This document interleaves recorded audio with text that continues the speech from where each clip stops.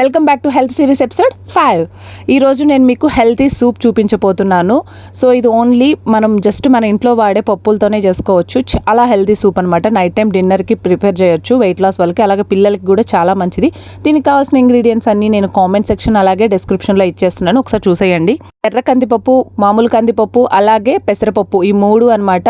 ఒక 10 నిమిషాలు నానబెట్టేసుకొని బాగా రిన్స్ చేసుకున్న తర్వాత వాటిని మనము కుక్కర్లో వేసేసుకొని వెల్లుల్లి, టొమాటో, క్యారెట్ వేసేసుకొని 2 విజిల్లు వచ్చిన తర్వాత ఇలా ఒక మిక్సీ జార్లో స్మూత్గా బ్లెండ్ చేసుకొని 1.5 గ్లాస్ నీళ్లు పోసి అందులో మిరియాల పొడి, కొత్తిమీర, లెమన్ జ్యూస్ అనమాట, ఆ క్లిప్ మిస్ అయింది, అన్నీ వేసుకొని బాగా కలిపేసుకొని గుమ్మడి గింజలు అలాగే పుచ్చ గింజలు తీసుకొని కొంచెం లైట్గా క్రష్ చేసుకొని కచ్చా పచ్చాగా ఇలా సూప్లో వేసుకొని సర్వ్ చేస్తే ఎంతో హెల్దీ అనమాట. దీంట్ వల్ల ఎన్నో బెనిఫిట్స్ అయితే ఉన్నాయి. ఆ బెనిఫిట్స్ ఏంటి అనేది కూడా నేను కామెంట్ సెక్షన్లో ఇస్తాను, ఒకసారి చూసేసేయండి.